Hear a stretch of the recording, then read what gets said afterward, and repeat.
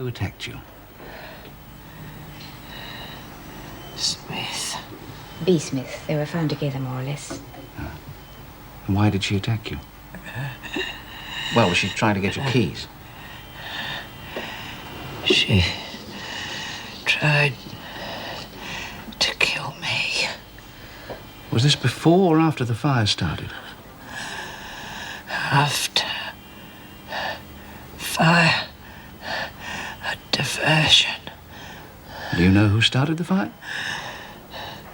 She did. How do you know that? She told me. Thank you, Miss Ferguson. You've been very helpful. If we can prove Officer Ferguson's allegations... Oh, well, of course, we'll have to back her up with a bit of evidence. But it looks pretty certain that your B. Smith is going to be facing charges of arson and murder.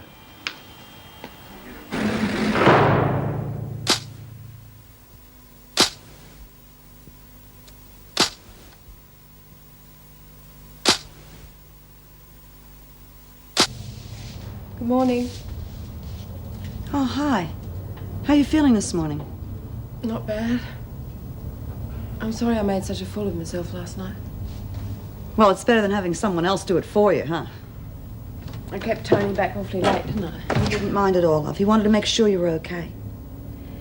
Sarah, you're going to have to stop feeling sorry for yourself. I know you've had a rotten time, but there are a lot more people in the world who have a lot more bad luck than you've had. I know. I've been thinking about it. I've never had a very high opinion of myself. That's why, when Alan offered me a way out, I thought, why not? You and Tony have been so good to me. Everyone here has. You hardly know me. I think I owe it to you to try and act like a decent human being for a change. That's the spirit, love.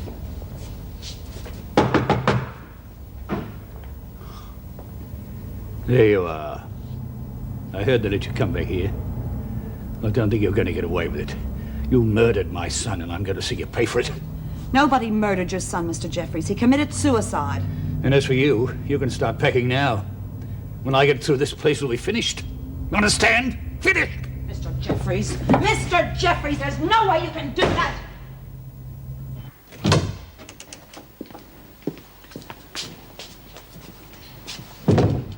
Hello, B. I'm Detective Sergeant Farmer. How are you feeling? Pretty lucky escape, eh? Bloody lucky. Now, B, I've got one or two questions I want to ask you about last night. It's just routine stuff, but you know how it is. It's got to be done. Ask away. Right. Have you got any idea how the fire started?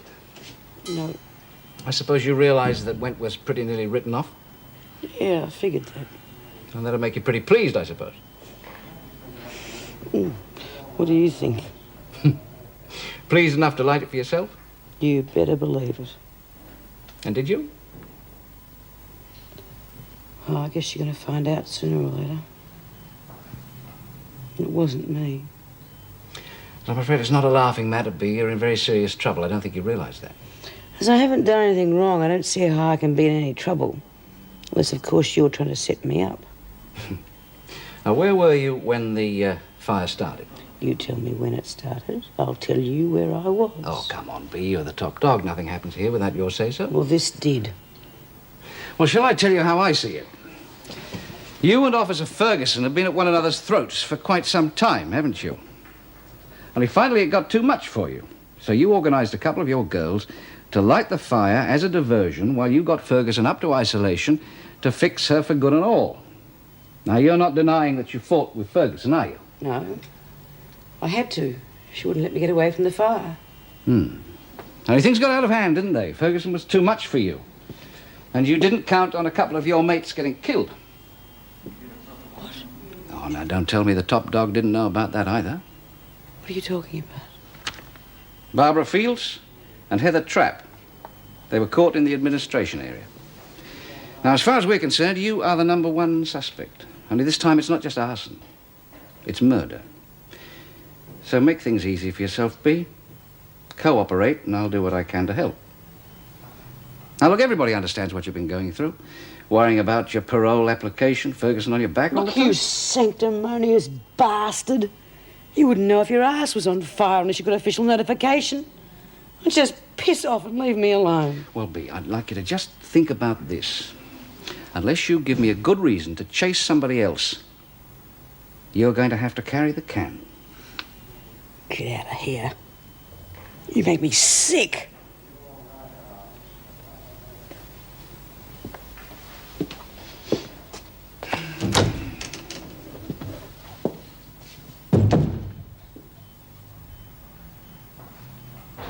All right, you lot, get on with it. Make it nice and shiny for the ladies. Come on. This must be breaking your heart, Hudson. Pulling down your little love nest. Just wait till the boys get a hold of that little tart of yours. She'll be real second-hand by the time we get through with her. Don't ignore me, you bastard. What the hell's going on here? This bloody idiot here, Mr. Carlson. All right, Hudson, if you can't handle the work without pulling over your own feet, report to the kitchen. I'll prepare meals for the women. Come on. I haven't finished with you, Hudson. What was that all about? I'll tell you on the way to reception. How's it all going? Be ready for you soon? Brooke. Sir. I wouldn't like anybody else to have an accident while I was away. Understood? Of course, sir.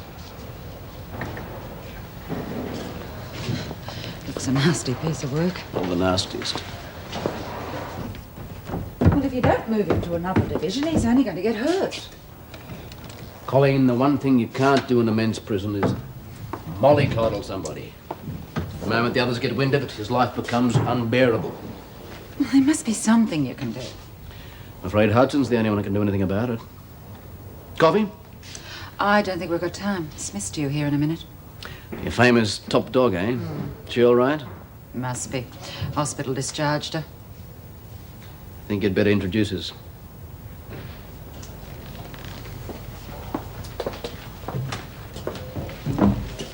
Mick? You know Jeff Carlson. Oh, Yes, sir. How are you feeling, Smith?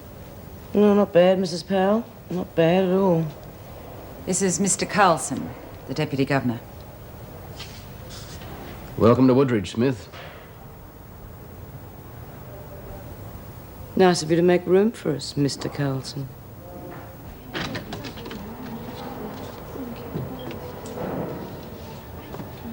Righto, ladies, move over. Hey!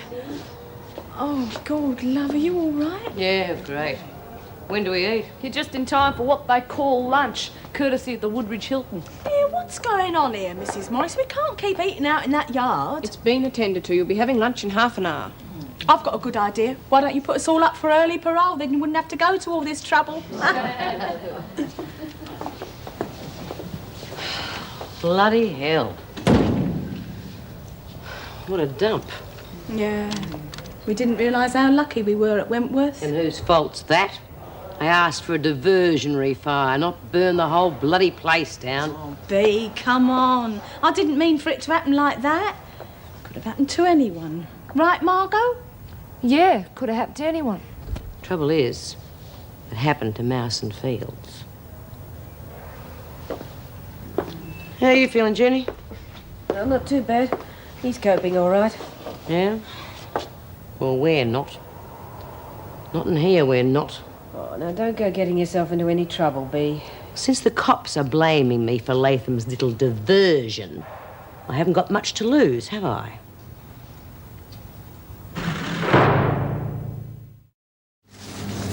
You think they'd do better than this, wouldn't you?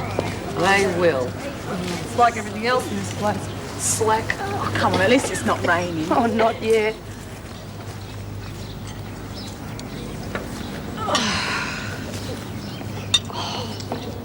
It's